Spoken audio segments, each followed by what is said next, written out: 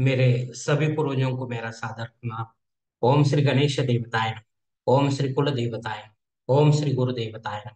ओम सर्वश्री इष्ट देवताय नमः। शिवशरण दोस्तों, मैं हूँ कड़प्पा। आपके सामने फिर से हाजिर हूँ। मेरे धर्म कर्म चैनल में आपका स्वागत है दोस्तों। दोस्तों, दिन नक्षत्र तिथि योग और करण, इन 5 अंगों से बनता है पंचांग। और रोज संकल्प छोड़कर पूजा करने से, पंचांग बोलने या सुनने से नाना सीधे आपको प्राप्त होने की संभावना बढ़ती है। क्योंकि तिथि हमें वैभव देती है, वार हमारी आयु बढ़ाता है, नक्षत्र हमारे सभी पापों को नष्ट करता है, योग हमें जुदाई से बचाता है, और करण हमारी सारी मनोकामनाएं पूरी करता है।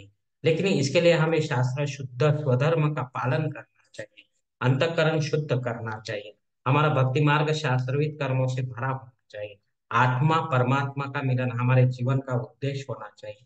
इसके बाद ही हमें कोई सिद्धि प्राप्ति की आशा करनी चाहिए दोस्तों। दोस्तों, अब आप आपको पंचांग आज का सुनाने जा रहा हूँ। इसका उपयोग आप किसी भी धार्मिक कर्मकांड में आराम से कर सकते हैं।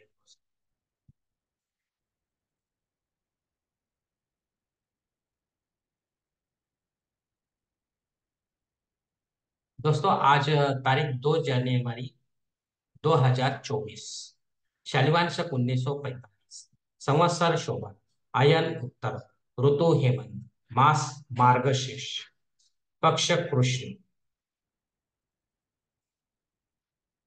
तिथि दोस्तों आज की षष्ठी तिथि है। शाम 5:11 के बाद सप्तमी तिथि शुरू हो। वार मंगलवार है दोस्तों आज का। नक्षत्र दोस्तों आज का पूर्व फाल्गुनी नक्षत्र। 11:42 के बाद उत्तरा फाल्गुनी नक्षत्र शुरू होगा दोस्तों। योग दोस्तों सौभाग्य योग है। कल सुबह 5:32 के बाद शोभन योग शुरू होगा। करण दोस्तों वनिश करण है। शाम 5:11 के बाद विष्टिकरण शुरू होगा। और कल सुबह 6:32 के बाद बहुकरण शुरू होगा दोस्तों। प्रमुख ग्रहों की राशि स्थिति सुबह 5:30 कुछ इस तरह होगी। सूरज जो है धनु राशि में होगा, चांद सिंह राशि में, गुरु मेष राशि में, और शनिदेव अपने कुंभ राशि में होंगे।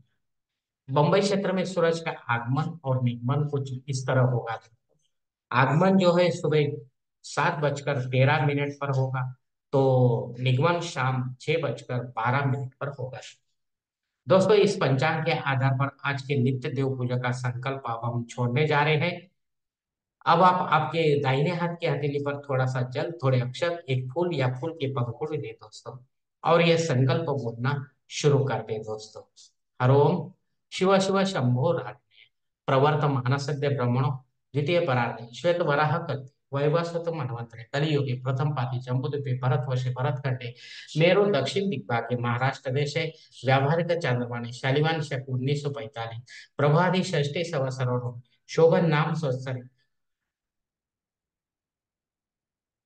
उत्तर आयने हेमंत ऋतु मार्गशीर्ष मास कृष्ण पक्ष मंगलवार वासने पूर्वा फाल्गुनी नक्षत्र सौभाग्य योगे वनिज करणे षष्ठी शोभतीथ वीर गोत्र में उत्पन्न मोह पात्र दुर्दक्ष द्वारा से पार्वती पति परमेश्वर प्रीत्यर्थ विधि विधान से पंचोपचार नित्य देव पूजा एवं इष्टलिंग पूजा करें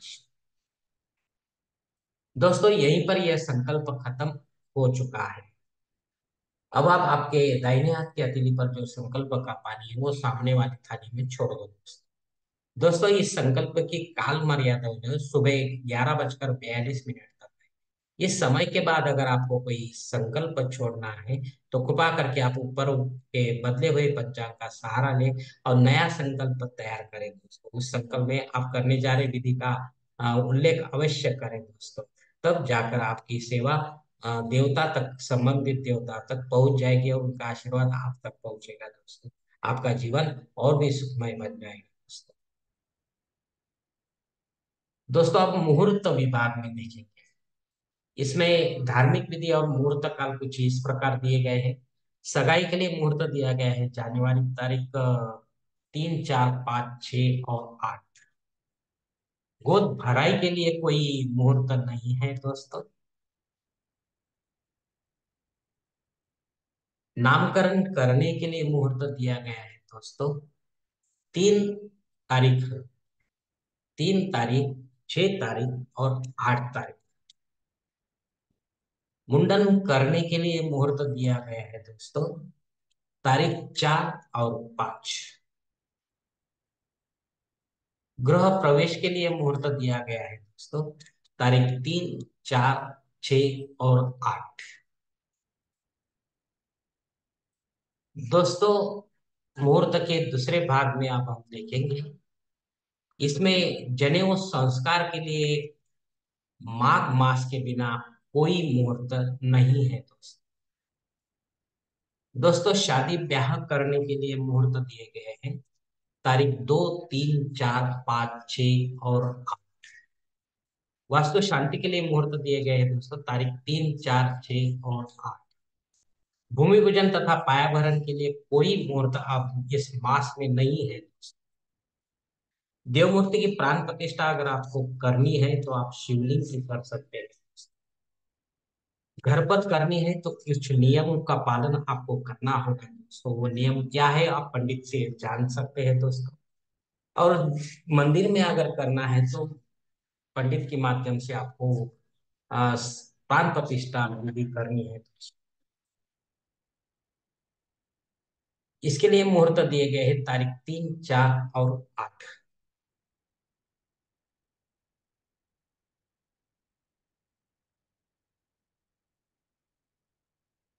दोस्तों, ऊपर दिए गए कुछ मुहूर्तों की तारीखों में समय की पाबंदी हो सकती है। कृपया इसे जानने के लिए आप किसी जानकार से जानकर ही सही मुहूर्त का चयन अपने जन्म कुंडली के अनुसार करें, क्योंकि सभी मुहूर्त आपके लिए नहीं होते हैं। और जब आपके लिए कोई मुहूर्त नहीं होगा, तब अपने फायदे के लिए पंडित के माध्यम से जबरन कोई नया मुहूर्त निर्माण ना करें, या गौण संकट या आपातकाल के मुहूर्तों का भी चयन ना करें। तभी आप सही मुहूर्त का पुण्य कमा पाओगे दोस्तों। दोस्तों, पंचांग में दी गई कुछ अन्य महत्वपूर्ण जो जानकारी होती है वो अब हम देखेंगे। पंचांग शुद्धि दोस्तों शाम 5 बजे तक अच्छा दिन है, उसके बाद नहीं। दिन विशेष में दोस्तों शाम 5 बजे के बाद भद्रा युग शुरू हो रहा है। यह अशुभ योग दोस्तों, इसमें कोई महत्वपूर्ण जो काम है वो ना करें, क्योंकि उसमें आपको यश मिलने की चांसेस बहुत कम होती है। अग्नि धरती पर हाजिर नहीं है दोस्तों, इसके लिए आप कोई नया यज्ञ या कर्मकांड नहीं कर सकते। जो रेगुलर है वही कर सकते हो दोस्तों। राहु काल दोस्तों दोपहर 3 बजे से लेकर 4:30 बजे तक है। अगर आप इस काल में भी कोई आपका महत्वपूर्ण काम करने जा रहे हैं और वो नहीं हो रहा है, बिगड़ता चला जा रहा है, तो कृपा करके राहु के प्रभाव से उस काम को निकाल कर आप और किसी समय में पूरा करें। आपका काम हो जाएगा दोस्तों। दोस्तों, संकल्प छोड़कर की गई जो धार्मिक पूजा होती है, पाठ होता है, वो 100% और जल्द फलदायी, क्योंकि हम ही होते हैं ऐसे धार्मिक कर्म का ही करता। हम ही होते हैं हमारे जीवन को बनाने और बिगाड़ने। अगर आप मेरे विचारों से सहमत है तो कृपा करके मेरा धर्म कर्म चैनल सब्सक्राइब करो, लाइक करो, आपकी फैमिली और दोस्त परिवार के साथ शेयर करो, और कमेंट्स बॉक्स में आप अपना कमेंट जरूर दे दोस्तों।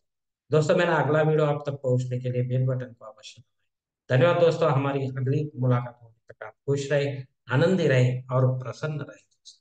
हरि ओम। शिव शंभो महाराज।